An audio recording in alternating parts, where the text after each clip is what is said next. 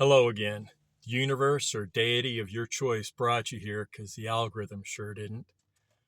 I don't want to dwell on the negative, but I think it's important to have a brief video covering recent history of the last 100 years or so on how we got where we are today. Everything you've been taught for most of your lives is a lie. The Nazis won World War II and took over America. Look up Operation Paperclip. It's one of the operations where our government brought Nazis over after the war and put them in charge of all aspects of our society, from the government to finance to the agriculture system.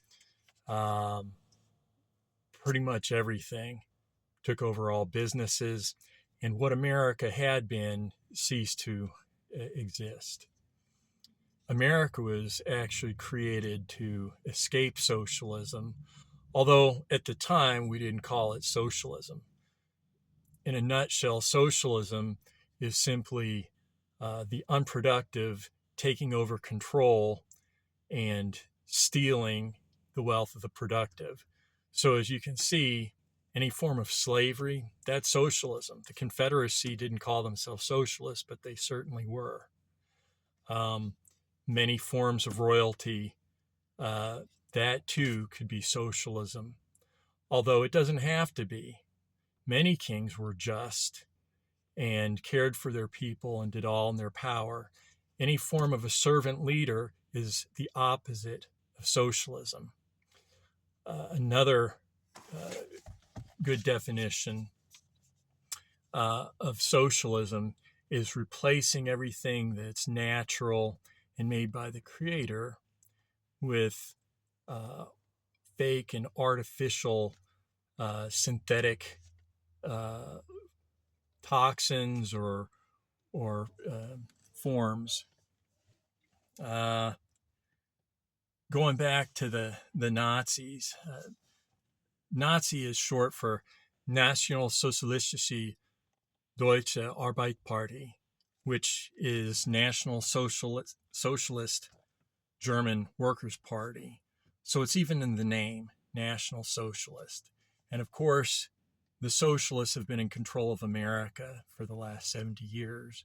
And just like they did in Germany, they've presided over one of the largest holocausts in history, with the murder of over 60 million babies. And worse even than that is they've gotten women to participate in that as well. And you can't do something like that without losing your soul.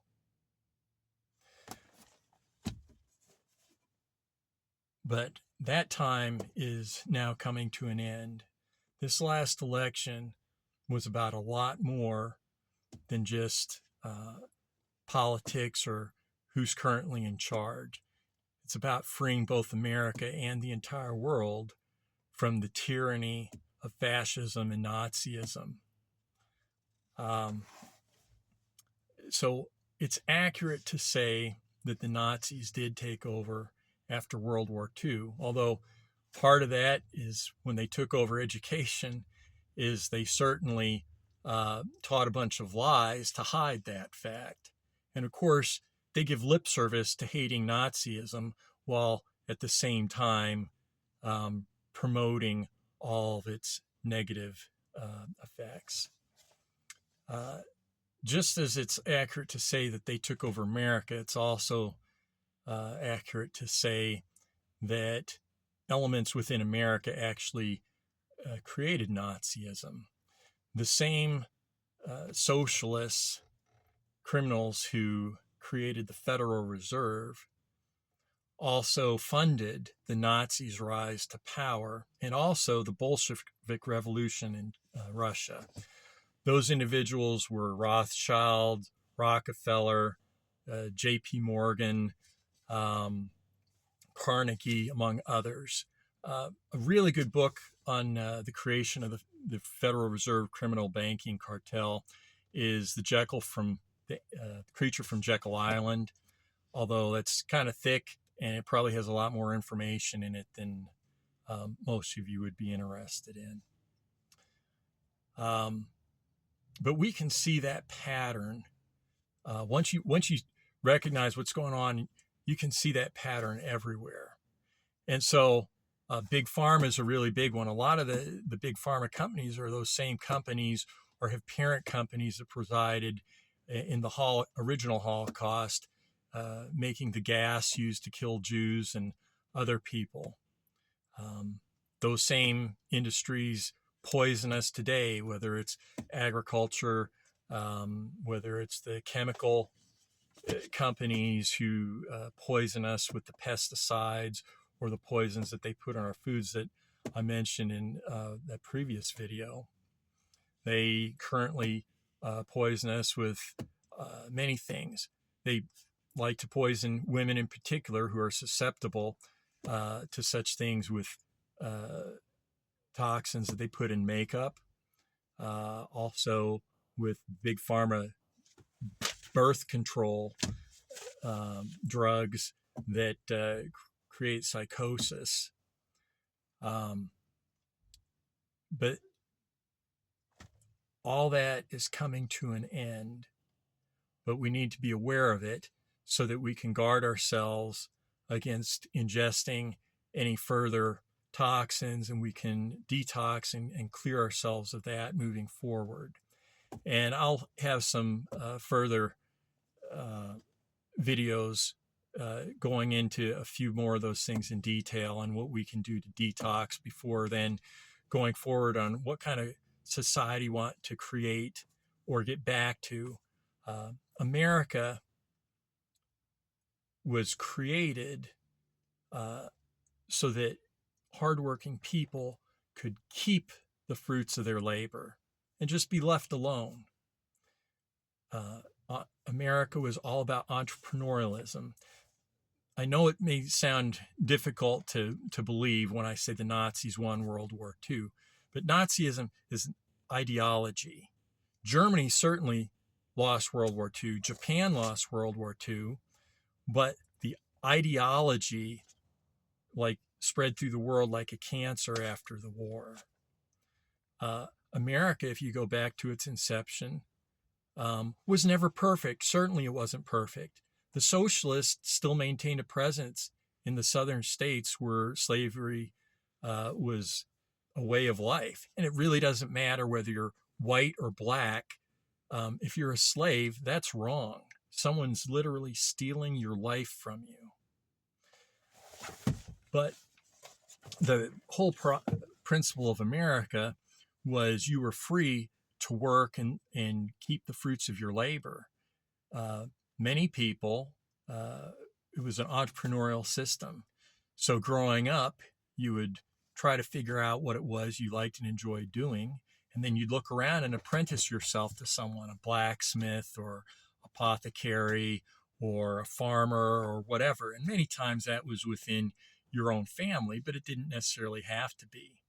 And so you'd apprentice yourself and you'd work with someone. They'd give you room and board, and you would work for them and do whatever they told you to do. But over the years, you would learn how to do things, and you would add your own touch to it and figure out ways you could do it even better, maybe a little cheaper or maybe a little higher quality, or put your own twist on it.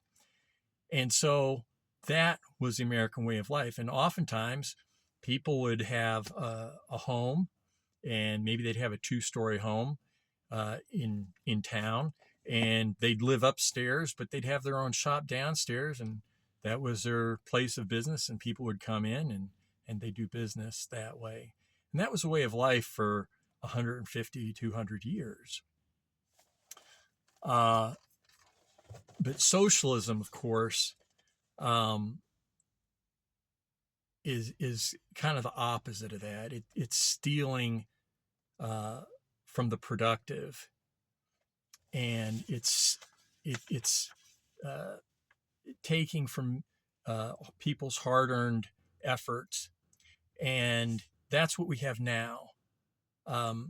people are brainwashed that we need to go to socialism so that people can afford things. The reason we can't afford things nowadays, the reason an average person, young person growing up today and going $100,000 in debt to a university to get a worthless degree instead of apprenticing to someone who knows what they're doing, that's socialism. We live under socialism, and we need to get back to the exceptional American entrepreneurialism and independence and self-sufficiency that made America great. And we're going to do that. And my follow-on videos after this are going to go in more detail into that.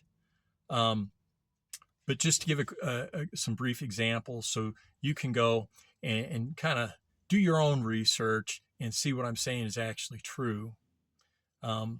Nazi Germany had a corporatist form of government. And that's the form of government we have in America today. It's where the government and corporations are kind of merged at the hip. And the socialists take over and control all the top positions. Once they take over a corporation, the only people who get top positions from that point on are socialists, and they spread throughout society. Just ask some of the boomers. A lot of times you'll hear, hey, you just got to work hard and someone will notice you and you can work your way to the top. And that sounds ridiculous based on the realities of today, but that's what America used to be. I'm a small business owner, and I can tell you that just makes sense. Think about it. You worked really hard. You spent your whole life building your business. You're proud of it. You're getting a little older, and maybe you can't put in those 80-hour weeks like you used to, or maybe you just want to kick back a little bit and spend a little time with your family now that you have everything successful and up and running. Well, how can you do that? You have to have someone doing the work and taking care of things.